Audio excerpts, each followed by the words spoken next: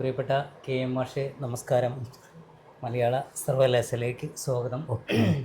മാഷെ സംബന്ധിച്ച് പറയുമ്പോൾ എൻ്റെ ജീവിതത്തിൽ വളരെയധികം സ്വാധീനിച്ചൊരു അധ്യാപകനാണ്. പ്രീ ഡിഗ്രി കാലത്ത് ഫറൂഖ് കോളേജിൽ എന്നെ മലയാളം പഠിപ്പിച്ച അധ്യാപകനാണ്. കേരളത്തിൽ അറിയപ്പെടുന്ന ചിന്തകനാണ്, പ്രഭാഷകനാണ്, അതുപോലെ തന്നെ ഗ്രന്ഥകാരനാണ്. എല്ലാ നിലയ്ക്കും നമ്മുടെ സാംസ്കാരിക രാഷ്ട്രീയ രംഗത്ത് സമുന്നതമായ ഒരു സ്ഥാനമുള്ള അധ്യാപകനാണ്. അപ്പോൾ മാഷോട് ഞാൻ ചില കാര്യങ്ങൾ ഇങ്ങനെ സൗഹാർദ്ദമായ ചോദിക്കുകയാണ്. മാഷ് ഒരു ജാതി മതരഹിതമായൊരു ജീവിതമാണ് നയിച്ചുകൊണ്ടിരിക്കുന്നത്. ഈ ജീവിതം മാഷക്ക് നൽകുന്ന ആ സ്വാതന്ത്ര്യത്തെക്കുറിച്ച് ഒന്ന് പറഞ്ഞാൽ സന്തോഷം.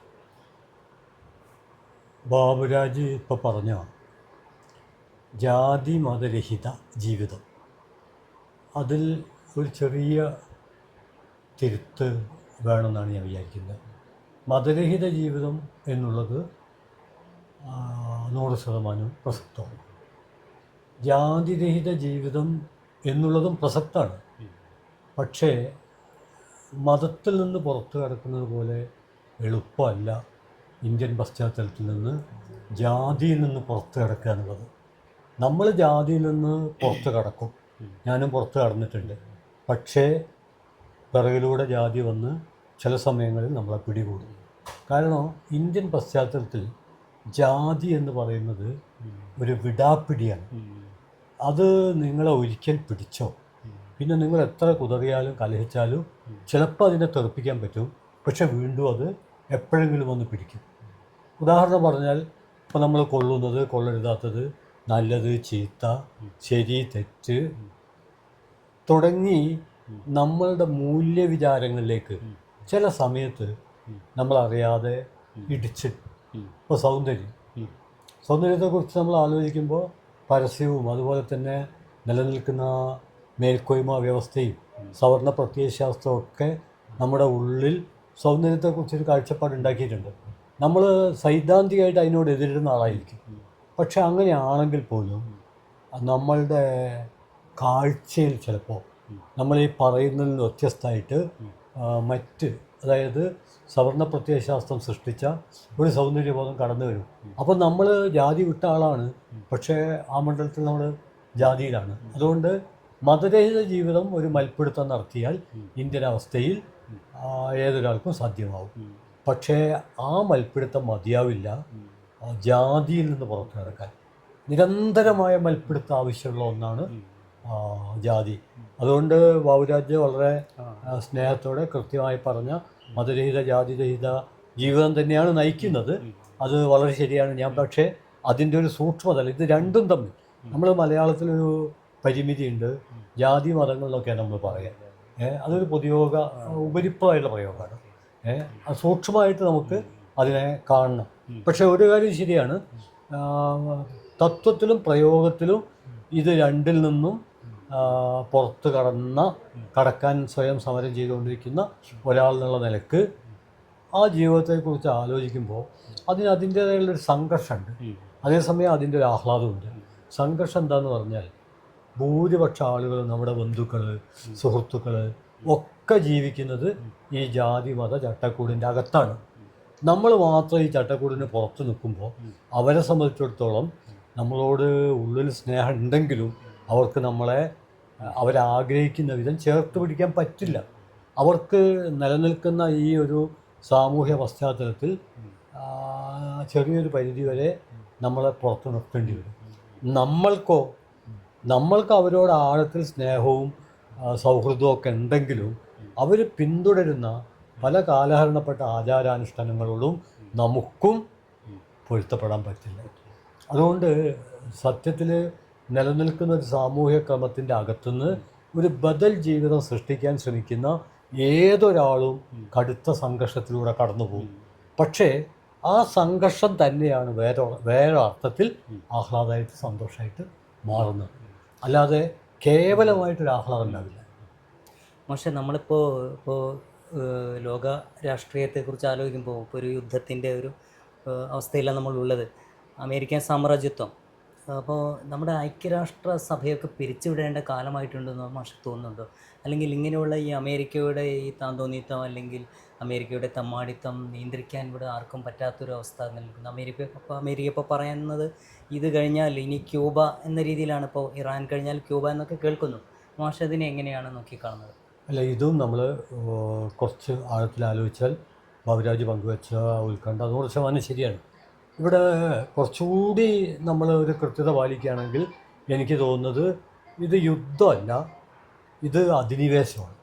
കാരണം നയതന്ത്ര സംഭാഷണങ്ങൾ നടന്നുകൊണ്ടിരിക്കുകയാണ്. ആ സംഭാഷണങ്ങൾ നടന്നുകൊണ്ടിരിക്കുന്ന സമയത്താണ്, അങ്ങനെ പറഞ്ഞാൽ മാത്രം മതിയാവില്ല, കാരണം നയതന്ത്ര സംഭാഷണത്തിൽ ആണവായുധ നിർമ്മാണം ഉൾപ്പെടെയുള്ള കാര്യങ്ങളെക്കുറിച്ച് അമേരിക്ക ഉൾപ്പെടെയുള്ള രാജ്യങ്ങൾ മുന്നോട്ട് വെക്കുന്ന കാര്യങ്ങൾ ഏറെക്കുറെ അംഗീകരിക്കുകയാണ്. അങ്ങനെ നയതന്ത്ര ചർച്ചയിൽ മറ്റുള്ളവർ പറയുന്നതിന് വഴങ്ങിയത് ഇറാനിലെ മനുഷ്യരുടെ ജീവിതത്തെക്കുറിച്ചുള്ള ഉത്കണ്ഠ കൊണ്ടായിരിക്കും.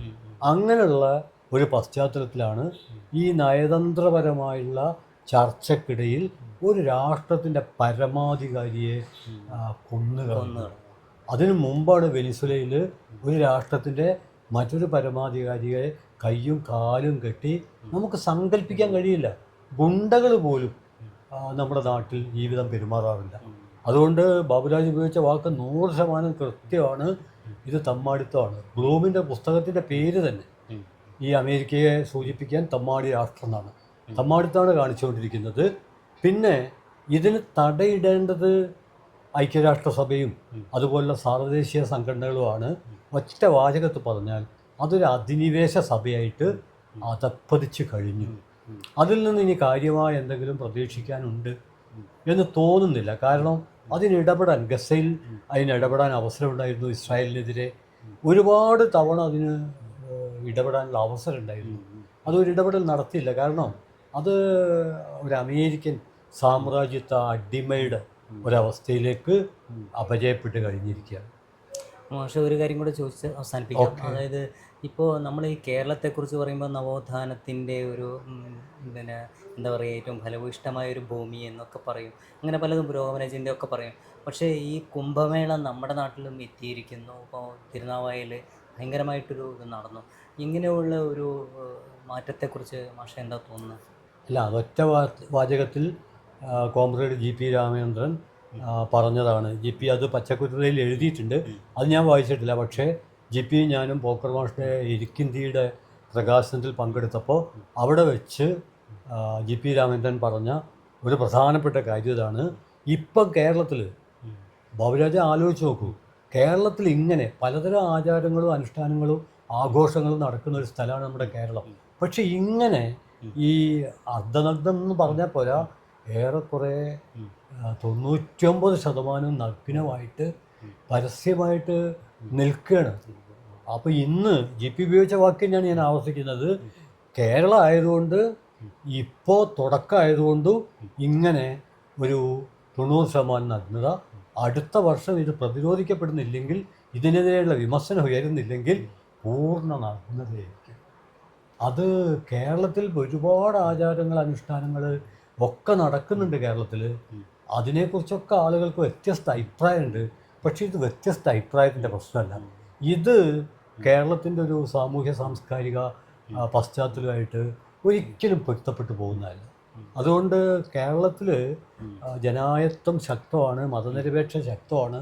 ഉത്തരേന്ത്യയിലെ ഏത് സംസ്ഥാനത്തേക്കാളും നമ്മൾ എത്രയോ മുന്നിലാണ്. കേരളത്തിലെ ഇടതുപക്ഷ മൂല്യം എന്ന് പറയുന്നത് ഏതെങ്കിലും ഒരു ഫാസിസ്റ്റ് പിടിച്ചു കുലുക്കിയാലൊന്നും ആ വിധം വീണു പോകുന്ന ഒന്നല്ല. ഇതൊക്കെ നമ്മുടെ സ്വകാര്യ അഭിമാനമാണ്. അതേസമയം ഈ സ്വകാര്യ അഭിമാനത്തിൻ്റെ അകത്തളങ്ങളിൽ നമ്മൾ അറിഞ്ഞോ അറിയാതെയും നമ്മളുടെ ജീവിതത്തെ അപകടപ്പെടുത്തുന്ന, മതനിരപേക്ഷതയെ അപകടപ്പെടുത്തുന്ന വെറുപ്പിൻ്റെ, വിദ്വേഷത്തിൻ്റെ, പകയുടെ, പുച്ഛത്തിൻ്റെ, അസഹിഷ്ണുതയുടെ വിത്തുകൾ ഇന്ത്യൻ ഫാസിസ്റ്റുകൾ വിതച്ചിട്ടുണ്ട്. അവരിനി അതിന് വെള്ളമൊഴിക്കും, അവരിനി അതിന് വളമിടും. അപ്പം നമ്മൾ അത് അനുവദിക്കാൻ പാടില്ല. അങ്ങനെ വെള്ളം കിട്ടാതെ, വളം കിട്ടാതെ അവരിട്ട വിത്ത് കരിഞ്ഞു പോകും എന്ന് തന്നെയാണ് ഞാൻ പ്രതീക്ഷിക്കുന്നത്. ഈ മലയാളം സർവകലാശാലയിൽ നമുക്കേറെ പ്രിയപ്പെട്ട വിഷ്ണുവിൻ്റെ പുസ്തക പ്രകാശനത്തോടനുബന്ധിച്ച് വരാൻ കഴിഞ്ഞതിലും, ഫറൂഖ് കോളേജിലെ ഞങ്ങളുടെ അഭിമാനമായ പല മണ്ഡലങ്ങളിൽ വ്യാപരിക്കുന്ന ബാബുരാജിനെ കുറിച്ച് പറയുമ്പോൾ കരാട്ടെ എന്ന് ഞാൻ പറഞ്ഞപ്പോൾ ബാബുരാജ് പറഞ്ഞ കരാട്ടെ അല്ല, കളരിയാണ്. പിന്നെ അതുപോലെ സംഗീതം, പഠനം, ഇങ്ങനെ പല നിലക്ക് വ്യാപരിക്കുന്ന ബാബുരാജുവായിട്ട് കോമ്രേഡ് റിസ്വാനയുടെ നേതൃത്വത്തിൽ ഒരു സംഭാഷണം നടത്താൻ കഴിഞ്ഞത് വളരെ ആഹ്ലാദമാണ്, അഭിമാനമാണ്. ബാബുരാജിന് എല്ലാവിധ അഭിവാദ്യങ്ങളും റിസ്വാനക്കും. ഓക്കെ. KN മാഷ് എന്ന് പറയുന്നത് നമ്മുടെ നേരത്തെ പറഞ്ഞ പോലെ നമ്മുടെ ജീവിതത്തിൽ വളരെ നിർണായകമായ സ്വാധീനിച്ചുകൊണ്ടിരിക്കുന്ന അധ്യാപകനാണ്, ചിന്തകനാണ്, പ്രഭാഷകനാണ്. ആ രീതിയിലെല്ലാം തന്നെ ആദരവും ബഹുമാനവും ഉണ്ട്. വളരെ നന്ദി. ഓക്കെ.